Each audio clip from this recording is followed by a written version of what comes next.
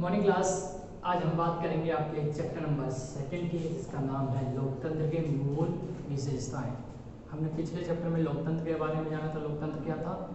लोगों का, लोगों के लिए, लोगों के द्वारा चुनी जाने वाली जो सरकार होती है उसे हम लोकतांत्रिक सरकार कहते हैं। हमने सरकार का गठन समझा था। हमने ये जाना था कि संविधान का की जो उत्पत्ति वो कहाँ से हुई थी, किस देश से शुरुआत हुई थी। संवैधानिक जो हमें लिखित संविधान है वो कहाँ से, किस देश से शुरुआत हुई थी उसकी, इसके बारे में हमने पिछले अध्याय में समझा और जाना। अब इस अध्याय में हम लोकतंत्र की मूल विशेषताएं समझेंगे और जानेंगे। लोकतंत्र आज सरकार की विश्व में सबसे प्रसिद्ध प्रणाली है। वे क्या विशेषताएं हैं जो लोकतंत्र को इतना प्रसिद्ध बनाती हैं? आधुनिक लोकतंत्र में कुछ निश्चित महत्वपूर्ण विशेषताएं होती हैं जिनका चर्चा किया जाएगा इस अध्याय में। लोगों की सहभागिता, सबसे पहली बात क्या है? लोगों की सहभागिता। शासन की लोकतांत्रिक प्रणाली में लोगों की सहभागिता और सहमति महत्वपूर्ण है, क्योंकि लोगों को अपने विचार प्रस्तुत करने का अधिकार है। किसी देश की लोकतंत्र व्यवस्था तभी भली प्रकार कार्य कर सकती है जब लोग स्वतंत्र पूर्वक शासन में भाग ले सकें। इसका अर्थ यह है नहीं है कि सभी प्रत्यक्ष रूप से इसमें भाग लें, लेकिन सभी का अधिकार व कर्तव्य है कि वह इसमें भाग लें, प्रत्यक्ष रूप से या अप्रत्यक्ष रूप से। यदि लोग अपनी सरकार से संतुष्ट नहीं हैं तो वे उन्हें अगले चुनाव में हटा सकते हैं। लोग न केवल अपनी सरकार चुनते हैं बल्कि उसे नियंत्रित भी करते हैं। सरकार की नीतियां लोगों की इच्छाओं को प्रतिबिंबित करने के लिए बाध्य होती हैं, जो कि जनमत कहलाता है। ठीक है, जनमत का मतलब क्या है? जनता का मत। मतलब जो भी संसद के अंदर कानून बनाए जाएंगे वो जनता के अनुसार बनाए जाएंगे। अगर जनता उन कानूनों को, अगर पूरी जो जनता है कानून को नहीं मानना चाहती है तो उस कानून को हटा दिया जाता है संसद के द्वारा। औपचारिक समानता, समानता और न्याय लोकतंत्र की केंद्रीय विचारधारा है। यह दोनों शब्द अविभाज्य हैं। समानता आवश्यक शर्त है जो किसी समाज या देश के सभी लोगों के लिए न्याय सुनिश्चित करता है। लोकतंत्र में सभी को समान महत्व दिया जाता है। इसमें जाति, धर्म, रंग तथा वर्ग के आधार पर कोई भेदभाव नहीं किया जाता। प्रत्येक को समान राजनीतिक, आर्थिक और नागरिक अधिकार प्राप्त हैं, चाहे देश का राष्ट्रपति हो या फिर आम आदमी। कानून के सामने सब समान हैं। लोकतंत्र में सभी वयस्कों को मतदान करने का अधिकार प्रदान किया गया है। प्रत्येक वोट का, चाहे वह अमीर हो या फिर गरीब का, मूल्य समान है।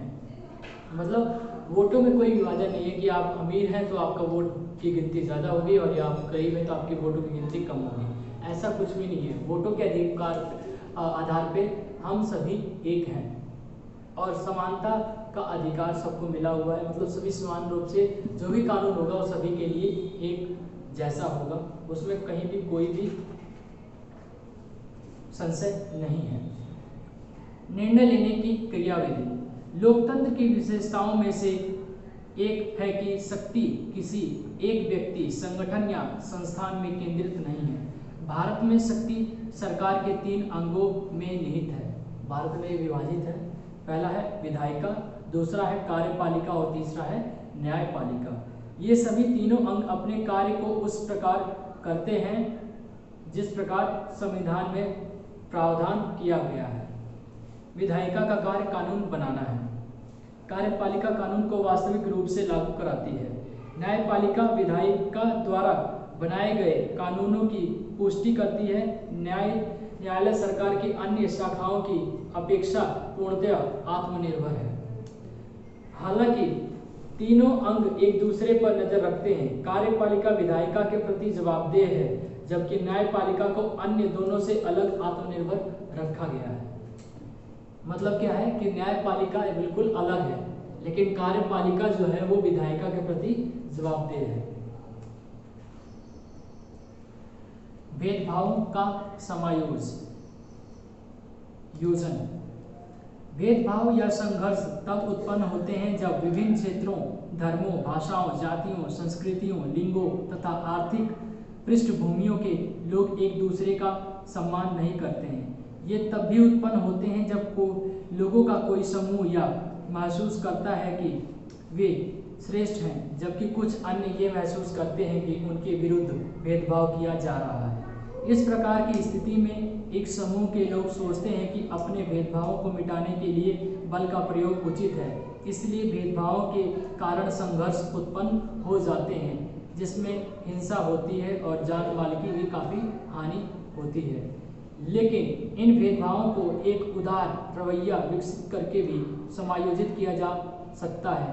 लोकतंत्र इस प्रकार की समस्याओं के लिए शांतिपूर्ण समाधान प्रदान करता है, क्योंकि यह सभी व्यक्तियों को कानूनी के आधार पर समान अवसर प्रदान करता है।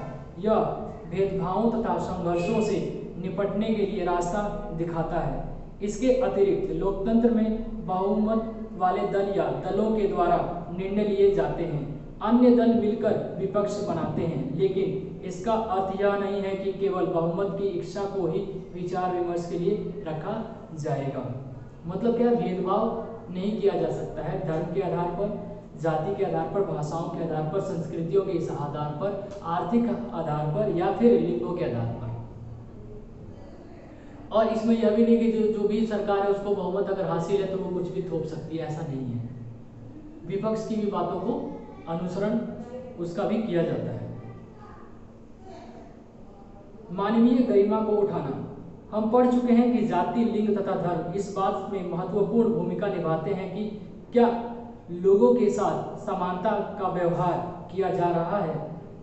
अस्पृश्य लोग, महिलाएं तथा अल्पसंख्यक उन सामाजिक समूहों का प्रतिनिधित्व करते हैं जिनके साथ असमानता का व्यवहार किया जाता है। जब कभी उनके साथ असमानता का व्यवहार किया जाता है, उनकी गरिमा को ठेस पहुंचती है। भारत में प्राचीन काल से ही महिलाएं तथा नीची जातियों को कठिनाइयों का सामना करना पड़ा। लोकतंत्र लिंग के आधार पर भेदभाव को निषेध करता है। लोकतांत्रिक सिद्धांतों की जागरूकता से महिलाओं तथा अल्पसंख्यकों में अपने अधिकारों के प्रति विश्वास बढ़ा है। भारत का संविधान इन समूहों को पहचान कर उन्हें उनके सामाजिक, राजनीतिक तथा आर्थिक अधिकारों के बारे में शिक्षा तथा सुरक्षा प्रदान करने का अधिकार देता है। तो इस अध्याय में हमने क्या क्या समझा है, एक बार वो जान लें। लोगों की सहभागिता के बारे में जाना, औपचारिक समानता के बारे में जाना, निर्णय लेने की क्रियाविधि जानी कि हमारी जो संविधान की जो शक्तियाँ हैं वो कितने में विभाजित हैं। 3 हिस्सों में है, विधायिका, कार्यपालिका और न्यायपालिका। जबकि न्यायपालिका जो है वो बिल्कुल अलग है और जो कार्यपालिका है विधायिका के प्रति जवाबदेह है। भेदभावों को समायोजन, मतलब कोई किसी से भेदभाव नहीं कर सकता। मानवीय गरिमा को उठाना मतलब क्या है कि ये नहीं है कि लिंग के आधार पर हम किसी को घृणित नज़र से देखें या फिर उसके जातिगत आधार पर उसको घृणित नज़र से देखें, ऐसा हम नहीं कर सकते। भारतीय संविधान सभी को समानता का अधिकार प्रदान करता है।